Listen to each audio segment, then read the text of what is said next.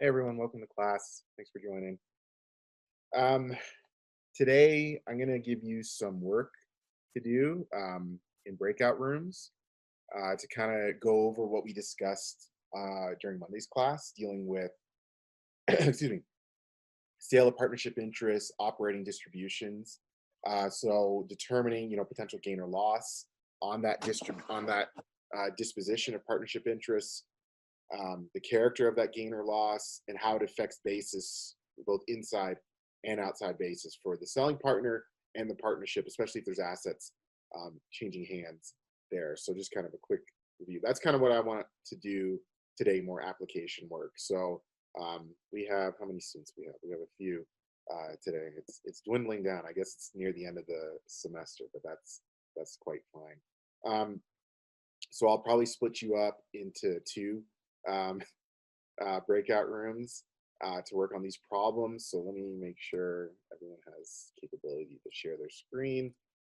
Um, Before we get to that, are there any questions, any comments about what we covered during Monday, or you know, any questions you have for the remainder of the semester as far as what it's going to look like, or just any questions, any comments there?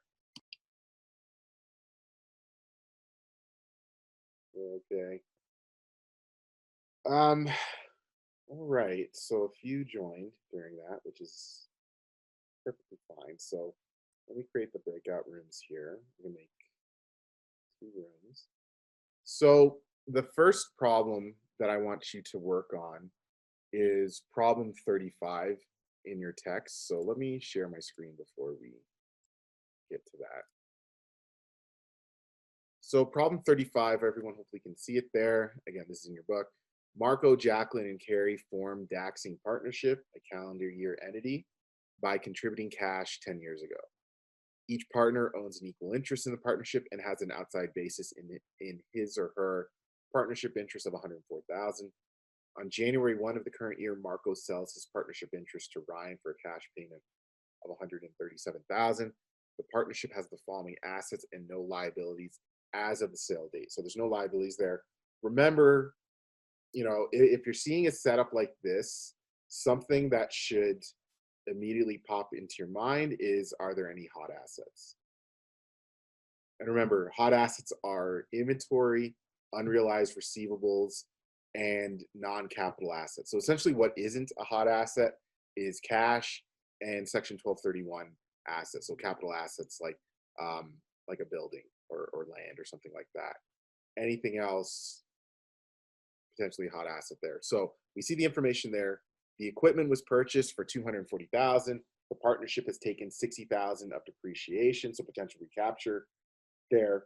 The stock was purchased 7 years ago, so we can see that investment.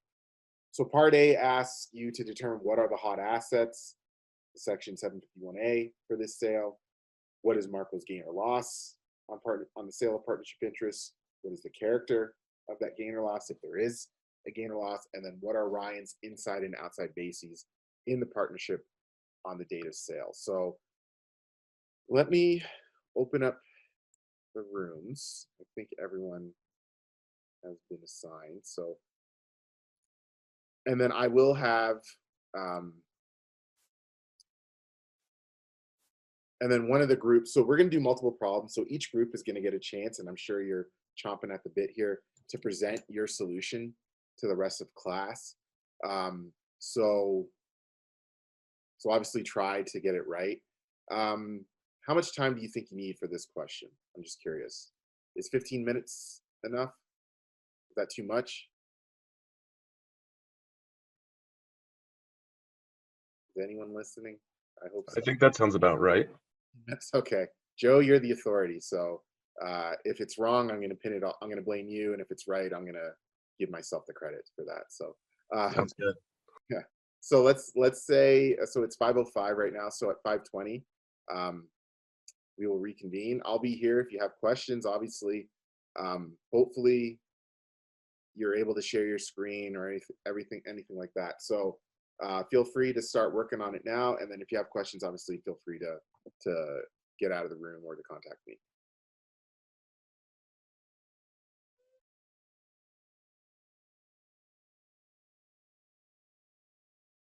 I can share. I was the Excel doer. Perfect. Maxwell, yeah, feel free to take it away. Yeah, and I'm Sharing. Can you see my screen? Yeah, I can see it. Okay. So, oops. Sorry, I'm using a laptop here. Whatever. So for 35A, we were calculating the hot assets. And so we took the accounts receivable of $12,000. For inventory, we took the difference between the fair market value and the tax basis of 12 grand. And then for depreciation recapture, we did the same, where we took the difference between the fair market value and the tax basis, which added up to $69,000 in hot assets. Yep. Yep. All those are considered under Section 751 are considered inventory or unrealized receivables. So, Okay. any questions or comments from the groups? Did the other group get that as well? I guess we can kind of cross-reference here. Yeah. You did. Okay, perfect. So we're all on the same page. Maxwell, you can continue on here with part B. Okay, so for B, they want to know what the gain or loss on the sale was. So we started with the proceeds he got of $137,000. And then we took out the outside basis of $104,000 that was given. And also his share of the hot assets, which we just did 1/3, which results in a gain of $10,000. So here, it's that's correct eventually. Like especially when we get to part C, that's correct. Here, it's just asking, and again, it's not entirely stated in a clear manner here, but the gain on disposition here, the total gain is going to be just the 33,000, the difference between the proceeds and the basis. Now you've broken it down, which is more so the character. But and you're showing it here, like if this was an exam question and you gave this, I'd give you full credit. But the total gain is going to be the difference between the basis and the proceeds received of 33,000. And it just so happens you've gone to the next step and you've broken it down by character here. So that leads us to your explanation for part C. So feel free to go ahead. Okay, so for part C, the character of the gain or loss. So the allocation of hot assets results in ordinary income or an ordinary gain. Can you explain And how you then got that allocation, just real quick? that is the total hot assets divided by 3, since there are 3 equal owners of the entity. And then the rest of the gain becomes a capital gain. Exactly. Yeah. So remember that the whole point of determining if there are hot assets on the sale of the partnership interest is because essentially there's a built-in gain there, or depreciation recapture, which would be classified as ordinary income.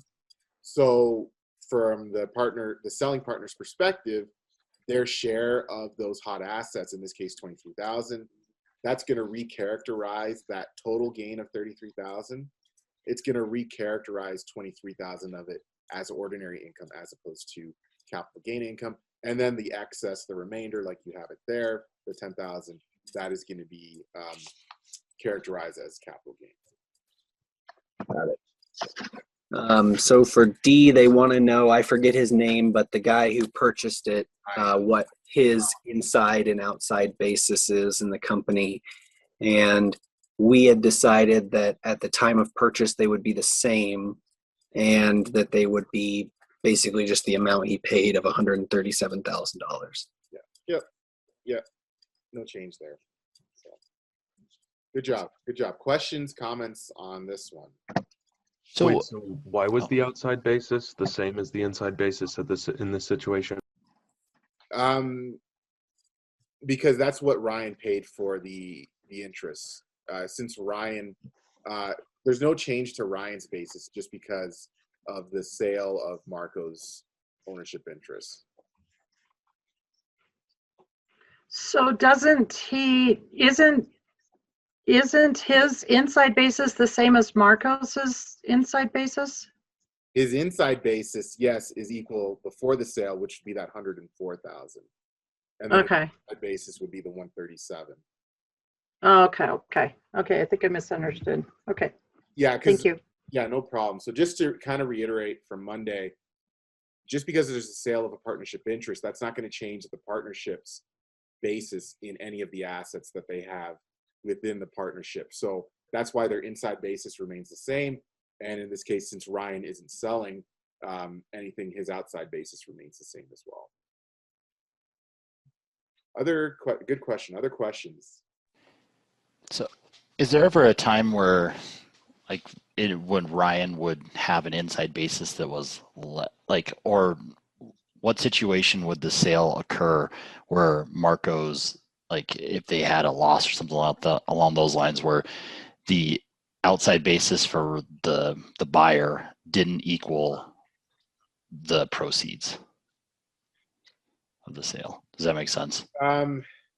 So let's put. So you're saying if Ryan, are you talking about Ryan or Marco? Marco's selling the partnership interest here. Ryan's remaining. Yeah. So is there any situation where Ryan's outside basis would not be 137,000, which is the proceeds? In this scenario, let's see. If for whatever reason, if Ryan was receiving something in addition to the cash payment, then that would obviously change it. But as far as it being different than the proceeds that Ryan would receive, I can't think of a scenario off the top of my head. So whatever that interest was sold for, that would be Ryan's outside basis. I don't think about. I can't think of an example. Okay. I thought there was just a situation where there was some, like, if the hot assets were more than what the outside basis was and it brought it down to a certain level, then the new seller would actually, or the new buyer would actually be able to reduce their outside basis. But I might be thinking incorrectly, so I don't want to confuse a group. I can't think of one off the top of my head right now. Okay. They'll probably come to me tonight at like midnight, and then I'll message you. But right now, I can't think of anything. Okay. Thank you. Well, other questions, other comments so far? All right. Let us do another one. So group 2 will present. So let's look at, here, I'll share my screen again. Everyone can see that, hopefully. Problem 41. Adam and Alyssa are equal partners in the party Pilo, I'm not sure, partnership. The partners formed the partnership 3 years ago by contributing cash. Prior to any distributions, those are the basis that they have. The outside basis, again, that's just their basis in their partnership interest. They each have 12,000. On December 31st of the current year, the partnership makes a pro rata operating distribution as follows. So we can see Adam receives just cash, whereas Alyssa receives cash and property with fair value of 8,000, basis to the partnership, of 6,000. So again, I'm going to put you in your breakout rooms here. You're going to calculate the potential gain or loss for each of the partners and the character of the gain or loss, and then how that affects their basis. So let's do another 15 minutes, I think should be sufficient for this. So I'm going to open the rooms here. So it's exactly 5:30. So let's say 5:45, group 2 will present their findings for this question. Any questions before we get started here? All right, take a few minutes. We will reconvene in 15 minutes. We recognize a capital gain of 4,000. And then obviously his remaining basis is going to be 0 because you just went past that, past his basis with the distribution. I'm going to interrupt you here. No, go ahead. Something that we see in accounting and in tax, it's form versus substance.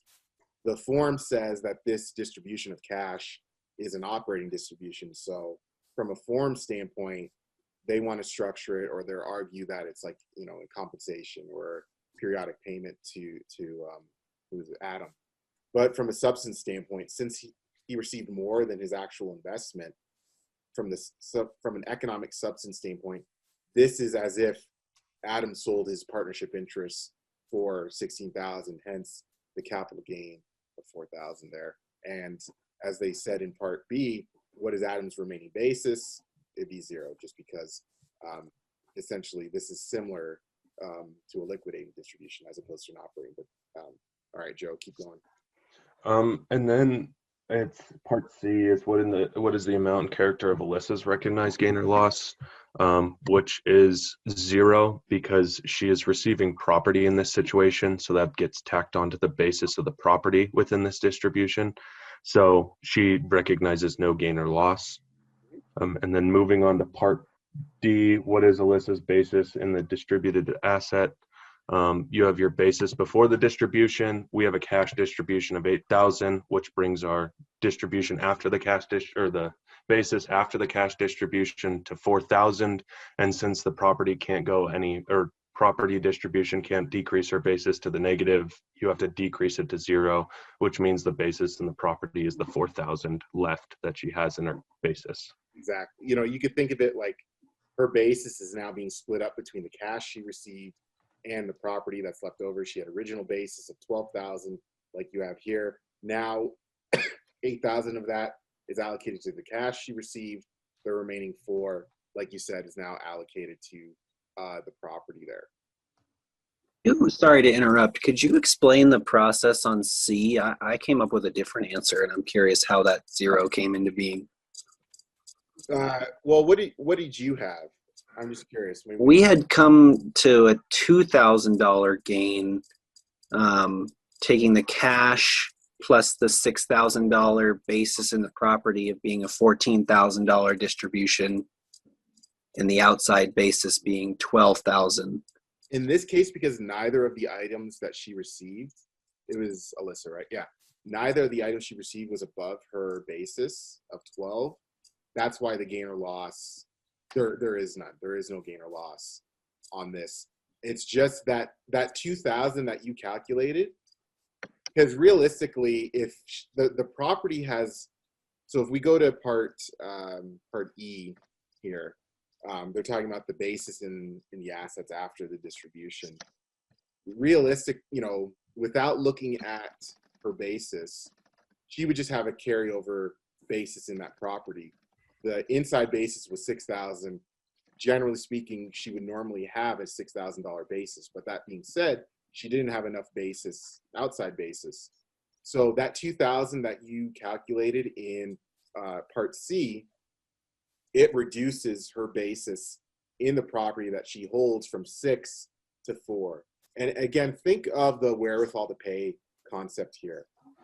By receiving that property, and if she had to report the gain on the distribution of the property, she might not technically have enough to pay for that because of the way the distribution is structured, even though she did get some cash on that distribution.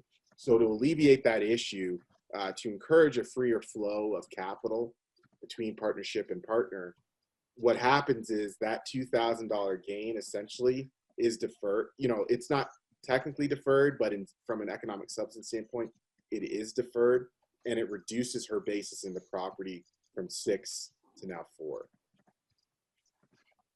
Okay, got it. Thank you. No problem. So Joe, I think I stepped on your toes for part E, but if you want to walk us through. No, you're good. So obviously before the distribution, we had 12,000 12,000 in their partnership interest or basis.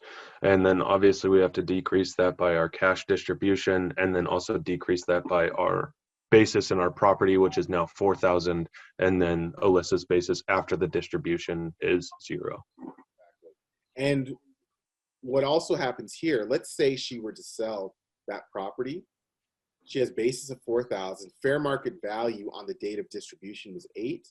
So she would recognize that 4,000. So that $4,000 gain on that property doesn't go away. The 2,000 related to her distribution that she received, plus the $2,000 built-in gain related to that property. Because again, if you go back to the question, on the date of distribution, the tax basis was 6,000 for the property. The fair market value was 8, so there's a built-in gain there of 2, and then plus this essentially this deferred gain of 2,000 that she would have realized but not recognized on this distribution.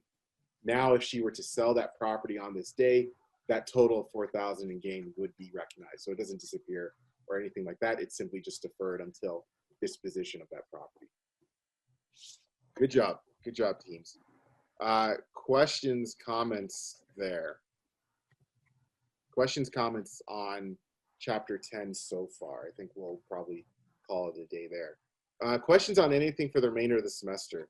Or one thing, I guess I will make reminder, FCQs are due by Monday night. So if you have the time to fill one out for this course, please do so. I would greatly appreciate it. And again, obviously be very honest in your feedback.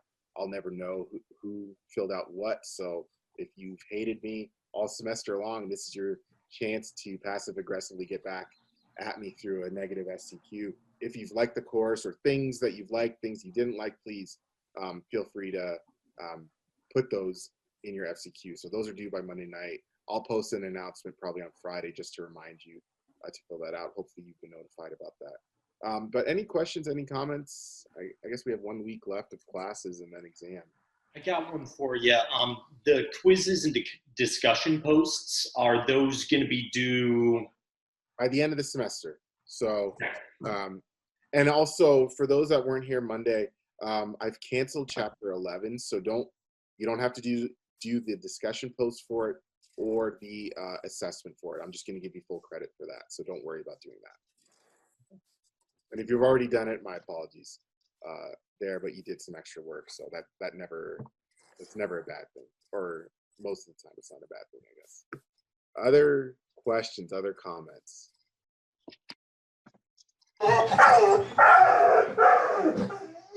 Is that you or your dog? All right. Susan's dog was very enthused for this class, so I'm glad to hear I reached out. We captured someone, so that's good. Any other questions from humans or animals, I guess? We're good. All right. Everyone have a good weekend. We got 1 more week of classes. We're almost done. I will talk to you all on Monday. Thank you, Omar. Thanks, Omar. Thanks so much. Omar, have a good night. All right, you too.